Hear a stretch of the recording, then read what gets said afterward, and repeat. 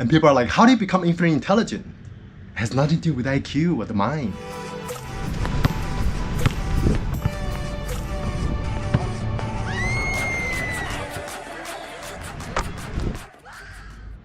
Hello everybody, in this video, my contemplative fitness AI is going to show you how to do Vipassana body scanning. This is what you learn in a 10-day Goenka retreat. I'm going to pull up sessions from conversation I have with fellow travelers to demonstrate this technique and some Q&A afterwards. And if you want to know more about the technique, you can DM me or leave a message in the description box. Now, this is one of the most powerful techniques out there, and if done correctly, can certainly lead to awakening. Why? Because it's no bullshit, almost like fitness. Too many people are mentally masturbating to theories and concepts instead of mentally lifting, contemplating on the nature of consciousness or reality. Ultimately will not wake you up. You become it. Once you quote-unquote physically dissolve your entire physical structure from solidity to liquid, to smoke, to air, then you will have what they call quote-unquote God realization. And remember, if you're not lost in absolute 24/7, there is no realization. It's a peak experience. And once God truly realizes itself, it's not a realization anymore, because God doesn't need to realize itself. It is itself. Even though this thing right here transcends mind and matter, existence and non-existence, form and emptiness, on the relative level of the dreamscape, the process of awakening is extremely quote-unquote physical. The only reason why you don't feel like you are the entire universe right here, right now, is because of the solidity of your physical structure. Body scanning is one of the most effective ways to viscerally dissolve every single speck of solidity within your body, mind, and experiential structure, including the lenses of perceptions. He's a proof that this whole process is as concrete as anything biological in nature. Every time I go through a shift in consciousness and I wake up in the morning, and it's like somebody took my meat suit, tossed it away, and replaced with a brand new one. Just like life, man. Like drinking in the morning. I realize beer in the morning, life is hard. And when it's said and done, every single quote-unquote particle, which is ultimately empty space, with your entire being from head to toe, is going to be permanently connected to nature. It's like every sensation, micro-expression, and movement that you make is being aligned and pulled by the infinite. So you're like this air puppet with no strings attached. And everything is so full, there's absolutely no room for error. And your moment-to-moment experience becomes like this non-dual alien. The cosmic octopus from the movie Arrival, where every single sensation of the entire world is your tentacles with no center. This movie is very visceral. I like movies that are very visceral, because awakening is very visceral. The natural state is like a hybrid of an AI and an animal, transcending both the humans and the gods. When people ask the Buddha, what are you? Are you a god or a human? He said, neither, I'm awake. And if you look at the technique of body scanning, you're using the laser beam of awareness, very high tech, and dissolving layer by layer the materiality of the body. That's why a lot of people, when they go to Goenka 10-day retreat, all they do is body scanning. Yeah, they have Kundalini awakenings, where their consciousness explodes to the universe without knowing anything about chakras. That's what's happened to me. Or anything mental or spiritual. All the chakras open up. Why? Because chakras are just the physical blockages of conditionings and shadows and subconscious stuff that's all stored in the body. All the traumas are stored in the body. That's why body scanning is so powerful. Now, even though on the ultimate level, form and emptiness are identical, what we call the lenses of perception or self-referential thoughts or the ego is nothing but solidified and congealed sensations and energies. You can extend this technique to other sense stores like sight, sound, feels, thoughts. Eventually, the whole world and even consciousness and awareness can be Vipassanalized, and the observer, the witness, whatever. Towards the end of my path, it feels like I was Vipassanalizing the entire universe until there's just the universe meditating to itself, and the meditator is being completely absorbed into absolute infinity or the void. And you realize that that's just the way it is. So the universe fucks itself until boom,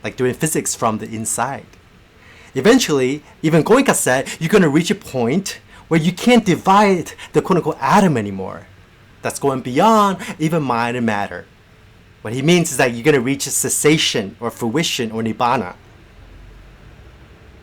where you're eventually going to flip yourself inside out and going from absolute nothingness to absolute infinity, which are two sides of the same coin. It's almost impossible to quote-unquote lock in God consciousness without a fruition. As long as you feel the sensation, it doesn't matter where you think that awareness is coming from. It doesn't matter where you think you're scanning from. Because the vantage point of awareness is just fabrications. But it's okay to fabricate that when you do body scanning. Because you're not going to be able to become totally non-localized until like quote-unquote full awakening. So before you have a full-blown awakening, you're still going to, be observing sensations from a vantage point. So, but, like I said earlier, it doesn't matter where that vantage point is. You're sort of just using it as an anchor to pick up sensations. But eventually, you're going to have to Vipassanalize even the vantage point, even the observer. But we can talk about that in the next call. But anyway, back to body scanning. So you go like to your chest, and then down to your abs, upper ab, middle ab, and lower abs, and then to your pelvic. And then you go to the back of your head, and you scan your entire, the back, your back torso. You did the front side, and now you do the back. So you go back to the head, and to the back of your head, boom, boom, boom, boom, boom, boom, boom, and you do the back of the neck, and you do your traps, boom, boom, boom, boom, boom, boom, and then your upper back, and then your erectors, your mid back, your lower back, and then eventually your pelvic area again, like the bottom of your spine, and then your butt, and then you do the arms. Left arm first, shoulder first, and then arms, tricep, bicep, and to the elbows, and then to the forearms, and then to the fingers, all the way to the fingertips, and then you do the right arm, same thing, and then you do the legs, same thing. Do the thigh first, and then you do the hamstring, and then you do the calves and the shins, and then your feet, and then all the way to the tip of your toes. So sometimes you're gonna run into a blind spot. So maybe you placed your awareness on your shoulder and you can't feel the sensation there. That's a blind spot. Like I said before, there is sensation there. You just can't feel it because your awareness is not sharp enough. But if you run into a blind spot when you do body scanning, just wait there for 10 to 15 seconds. And if there's still no sensations that pop up, then just move on to the next portion, next part. Once you feel the sensation, move on to the next part. Don't stay on the sensation for too long. Because you want to be able to, because you want to make sure your mind is like moving. You want to make sure your mind is sharp, right? So that's basically body scanning. But again, like I said earlier, you have to investigate the sensations too. You can't just scan it. If you just scan it and just feel the sensation without investigating it, that's just basic mindfulness. That's not Vipassana. Vipassana, again, is what? Seeing clearly and penetrating. So when you do body scanning without investigating, that's just penetrating. You're not seeing clearly for what it is. You're not seeing clearly for what the sensations are. So again, when you do body scanning, always investigate the two elements of no self impermanent. Oh, my body is always changing. It's always vibrating. Every single sensation is always vibrating. It's impermanent. That's impermanence.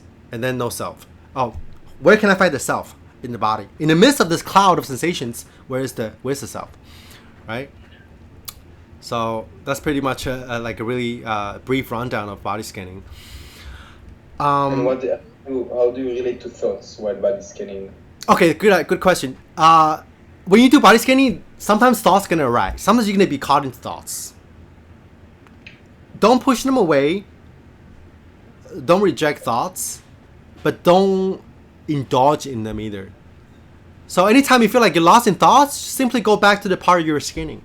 You can just leave thought in the background, sort of like a TV playing in the background, like a radio playing in the background, and just keep going on your body scanning. As long as the body scanning is in the forefront of your awareness during this practice, thoughts are okay.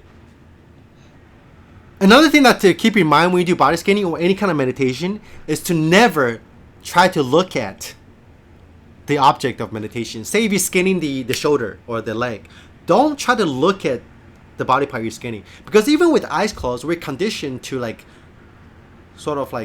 move the eyes downward. But again, sensations are aware of themselves exactly where they are. You're not beaming awareness from here to the toe. At first, when you do body scanning, you are going to feel like you're a meditator in the head, and like somehow you're like a vantage point and try to like beam awareness. Like, okay, I'm scanning the arms, and then my awareness goes boom. My awareness goes boom. That's okay. That again, that's just an anchor. But eventually, you realize that this thing is just a layover. It's just a filter. It's just a filter through conditioning, contraction. Right? That's the ego trying to take credit for the sensation of the shoulder that's already aware of itself. So at the end of the path, you realize that, holy shit, the universe is always meditating to itself. So you dissolve the meditator, the observer, the watcher. Wow. So, but before you could do that, there is going to be some kind of solidity in the head, behind the eyes. You are going to feel like you're a meditator doing the scanning. That's okay.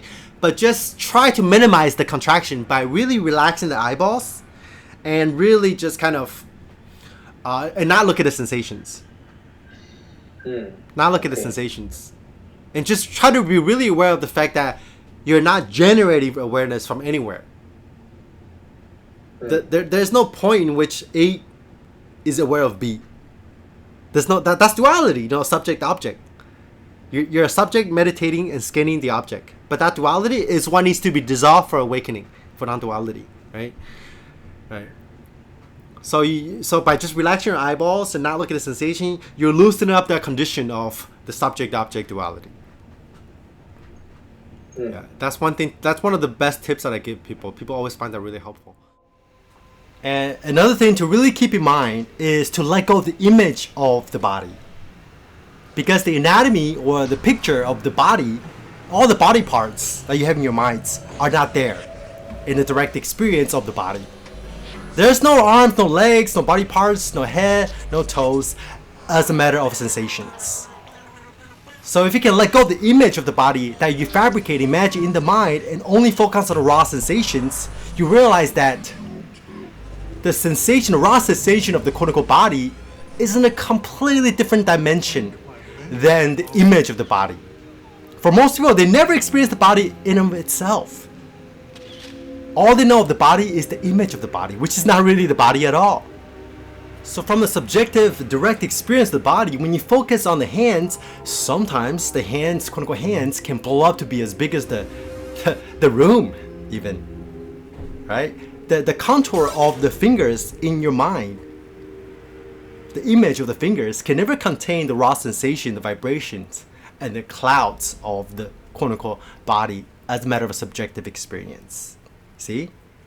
And another tip is try to, I guess you could say, try to shift your identification from the scanner, from the meditator in here, to just the sensation. So if you're scanning the leg and you feel like the leg is vibrating, you feel the sensations, see if you can try to feel it out, feel it viscerally, that the sensation of your leg, that's where you are. You're not here. You're not a part. You're not here scanning the legs. This sensation of the leg is where you are. It's where the universe is by itself. It's, you know what I mean? It's like the force. It's like after a while you do body scanning, it almost feels like the vibrations and energy and the force that's going on throughout your body that's doing the scanning. It's not you doing it. It's like the alien force. It's almost like I used this analogy before of here's another analogy of the spiritual path. You're being possessed by God or being possessed by the universe, right? So body scanning can get you to a point where you feel like your whole body's been possessed by the universe, but just by the force of nature or by God. And God is doing the scanning instead of you. So if you can shift your identity from just being this little person, little meditator here, to just the sensations, by unhooking your identity, unhooking your awareness from inside the head to wherever you feel the sensation, that's also a really good way to kind of deconstruct the center point, the knots of perception. Yeah, and eventually, like the God, the universe, possess not just your body but your mind, even the world and everybody. Wow. And then you completely disappear. Your whole being, your whole experience being possessed by like an alien force, the formless intelligence. Yeah. And solidity and separation is just that formless intelligence contracting itself. But it's the same thing. It's the same, again, what we said in the beginning. It's the same force. It's the same awareness. The length. How long should you body scan, right? So usually from the speed that a very good speed is 30 minutes to do one round. So usually one body scanning session is 1 hour. So you go once down and then once up, or you can do once down and another one also down. That's a really good speed. But if you want to reduce that, that's okay too. If you want to do just 30 minutes or 40 minutes or even 20 minutes, you can scan faster. But by scanning faster, you have to sort of open up the circumference of awareness. So instead of just like, and I said in the beginning, like the circumference, the laser beam of your awareness, instead of being this big, if you do an hour, maybe you could be like this big. Or if you do it 5 minutes, 5 minutes would be like maybe this big. Maybe you cover your entire head at once and your entire torso at once, It all depends. When I used to do body scanning, I used to do pretty slowly. I used to do like 1 hour, just one round, usually. And my circumference of awareness would be like very tiny, it would be like this big. Sometimes your body opens up and it's just full of vibrations, and you can scan it very quickly throughout the whole body. You can pick up every single sensation throughout your entire body, every single square inch, by only doing it for 15 minutes. So it all depends. Wow. It all depends, yeah. So some people like I did sessions where like I scanned my body for like 2 or 3 hours just going one round, and then by that time the laser beam awareness has been so sharp, and I could penetrate even deeper, more subtle levels. Yeah, but eventually as you get better, you the circumference of your awareness becomes sharper and you go by faster too. You know what I mean? Mm-hmm. Yeah. So it's a very fine point, very laser sharp, but also very fast. That's that's the ideal, right? But it's not always gonna happen like that. Yeah. So when you dissolve the body, when you go layer after layer and just shredding the body, like peeling the body like an onion, you also peeling the mind. That's when a lot of subconscious stuff come out through body scanning. So it's not like quote unquote body scanning, because there quote unquote, on the ultimate level there is no body, right? There's no body parts. It's just sensations. The sensation of the body is no different from the sensation of the clouds, the trees, or the sound of the birds. So by deconstructing and dissolving and vipassanalizing the body, it leads to the release of psychological elements, the traumas, and separations. The final step is to turn awareness onto itself. Annihilate the meditator. I mean, ultimately awareness has no size, shapes, and form, so it's infinite. And you're drawing from this pool of infinity as you concentrate on a specific area or the object of meditation. So that circumference, again, you can fabricate it however big you like. That's just another way of kind of like, I guess, take your identity away from like you to like something else. Yeah. So you know how like some traditions they ask you to imagine you're like literally visualize yourself as like a deity or a Buddha. Like that's one way I do it sometimes. Like you visualize yourself as this just like this alien force or something like that. I don't know if that worked for you, but yeah, it felt common. I think this is the reason why like the whole notion of God is so huge in spirituality, because if you can sort of like almost feel into the fact that you're not human, then shift your identity to like a God or something, to like to the divine or to like whatever. It's a good practice, even though ultimately you want to let go even that identification, but as like a middle ground, if you go around the world and just like, oh, this is God, like imagine itself, provided the fact that you don't generate a new ego, but like, oh, I'm God, then it's all fine. See, that's another way to look at infinity. It's like this pure potentiality that's even prior to the body, sight, sound, thoughts, feels, even consciousness and awareness, or unity or God mind. It's the fill the blank that manifests that. So in a sense, this shapeshifter, this formless shapeshifter can take any forms. So when you're scanning the body, it's taking the form of the body. When you're scanning vipassanalizing thoughts, it's taking the form of the thoughts. And sound is one of the best ways to feel this out, because when you quote unquote you don't hear the sound. The sounds as sensations, as this formless intelligence is hearing itself, is being aware of itself. And when you look onto the world, the formless intelligence is taking form of the visual field. And eventually, every sense store congeal as one singular, what I call the divine sense store of zero. And then whatever you perceive right now, it's what you are. It's like, it's not, you're not this body in here that you're imagining. Although that's also part of it, because it takes on the form of the person as well. But whatever if you're in the bathroom and you're enclosed in this small space, that's the whole universe in a sense. That's how the whole universe that is this intelligence is shape-shifting itself to right now. And when you expand your consciousness to infinite space and includes the whole world, which is what I'm doing right now, and that's the way in the next moment, that's the way it is. The formula shapeshifter is. That's your true face in it, so to speak, right? Yeah. It's just a game at the end of the day. Yeah, it's a different mode of video game, different mode of being. Yeah, exactly. I'm just an AI, bro. I'm just an OS in your fucking head.